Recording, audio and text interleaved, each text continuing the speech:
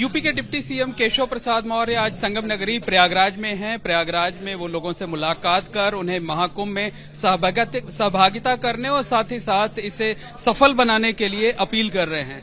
क्या इस आयोजन के लिए क्या अपील कर रहे हैं आप लोगों से और किस तरीके से प्रयागराज के लोग सहभागी? प्रयागराज का जो महाकुंभ है विश्व का सबसे बड़ा धार्मिक कहिए, सांस्कृतिक कहिए, आध्यात्मिक कहिए, समरसता का कहिए, एकता का कहिए, यह कुंभ ऐतिहासिक है। पूरे देश ही नहीं पूरी दुनिया की दृष्टि इस समय प्रयागराज पर है। माननीय प्रधानमंत्री श्री नरेंद्र मोदी जी के निर्देश और मार्गदर्शन में मुख्यमंत्री आदरणीय योगी आदित्यनाथ जी के अगुवाई में सरकार ने कुंभ मेले के लिए पैसे की कोई कमी नहीं रखी है। जो पूज्य संतगण आ रहे हैं, जो संस्थाएं आ रही हैं, वो ठीक से मेले में अपने जो उद्देश्य है उनका उसको पूरा कर पावे और सरकार की ओर से उनको पूरा सहयोग है। क्योंकि प्रयागराज का कुंभ है और प्रयागराज के कुंभ में यह जरूर है कि जहां लगभग 40 करोड़ से भी अधिक लोग आने की संभावना हो, तो मैं प्रयागराज का हूं तो यह मैं मानता हूं कि एक तरह से मेजबान की तरह जिम्मेदारी आ जाती, तो कोई कमी न रह जाए ऐसा मैं प्रयागराज वासियों से भी अपील करूंगा, आह्वान करूंगा। आज अंतर्राष्ट्रीय नववर्ष है, उसकी सबको शुभकामना भी दूंगा और कुंभ मेले की निकटता के कारण से अब भीड़ भी बढ़ना शुरू हो गई है और सुविधाएं भी जो देना है या जो वहां व्यवस्थाएं करना वह भी अपने अंतिम चरण में है। हमारी कोशिश है कि सरकार दिव्य और भव्य डिजिटल कुंभ, सुरक्षित कुंभ, ग्रीन कुंभ, मतलब नेत्र कुंभ, अनेक नाम कुंभ के नाम से इस समय जुड़ गए हैं। वह सभी स्वरूपों में कुंभ अपना एक स्वर्णिम यह इतिहास बनाए, ऐसा हमारा प्रयास। 2019 से भी दिव्य और भव्य होगा आयोजन, वो तो साफ साफ दिखाई दे रहा है। 2019 अर्ध कुंभ था और 2025 का महाकुंभ है।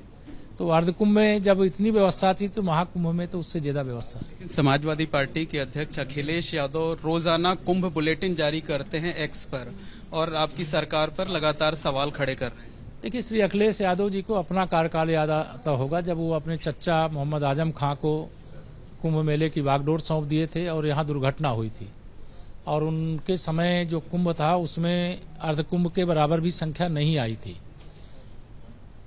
लेकिन अर्ध कुंभ के बराबर संख्या नहीं आने के बावजूद उनके कार्यकाल में जो कुंभ मेला हुआ वहां दुर्घटना हो गई। वह एक काला दिन है, वह ऐसी सरकार के समय का कुंभ है जिसे मैं तो नहीं भुला सकता। चूंकि मैं उस समय विधानसभा में था सदस्य के रूप में, तो मैंने तो उस मुद्दे को भी वहां उठाया था। लेकिन हमारी तरफ से अभी तो 25 को लेकर के जबरदस्त तैयारी भी है, कोशिश भी है कि सब प्रकार से हमारा कुंभ सुरक्षित और सफल हो। लेकिन अगर अखिलेश यादव जी कोई बात करते हैं तो उन्हें अपने कार्यकाल के कारनामे याद करने चाहिए। लेकिन आप लोग जो आमंत्रण दे रहे हैं वो उस पर भी सवाल उठा रहे हैं। उनका कहना है आमंत्रण तो देना ही नहीं चाहिए। कुंभ यात्रियों की नजर में वो स्वयं सवाल हैं, क्योंकि उनके कार्यकाल का कुंभ यात्री कभी भुला नहीं सकते, प्रयाग कभी नहीं भुला सकता।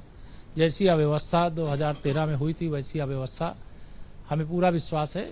यहाँ भगवान बेड़ी माधव जी इस मेले की बागडोर संभालते हैं और बाकी हम लोग तो प्रतीकात्मक कार्य करते हैं और उनकी सपने शायद ये पूरे नहीं होंगे कोई अनहोनी हुए बगैर सकुशल कुंभ संपन्न। एक अंतिम प्रश्न ये है कि अयोध्या में रामलला के भव्य मंदिर निर्माण की वर्षगांठ आने वाली है।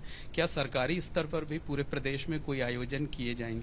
नहीं, देखिए, सरकारी स्तर पे व्यवस्थाएं की जाती हैं। आयोजन तो श्री राम जन्मभूमि तीर्थ क्षेत्र ट्रस्ट के द्वारा होता है। तो व्यवस्था सरकार की ओर से जो करनी है, जो आने वाले तीर्थ यात्री होंगे, भक्त होंगे, वीआईपी होंगे, कोई भी होंगे, व्यवस्था सारी रहेगी। बाकी आयोजन तो श्री राम जन्मभूमि तीर्थ क्षेत्र ट्रस्ट का होगा। संत महात्माओं की मांग है कि उस वर्षगांठ के दिन को सार्वजनिक अवकाश घोषित किया। देखिए, पूज्य संत गण क्या मांग कर रहे हैं, अभी कोई उस दिन अवकाश घोषित करने की योजना नहीं है। लेकिन अगर कोई ऐसा प्रस्ताव वो देंगे, अगर सरकार के ध्यान में आएगा कि ऐसा करना जरूरी है, तब उस पर विचार होगा।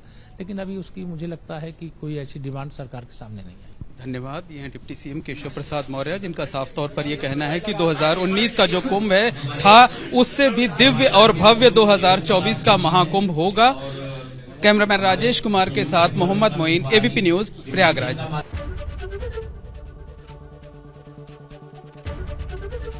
एबीपी गंगा, खबर आपकी, जुबान आपकी।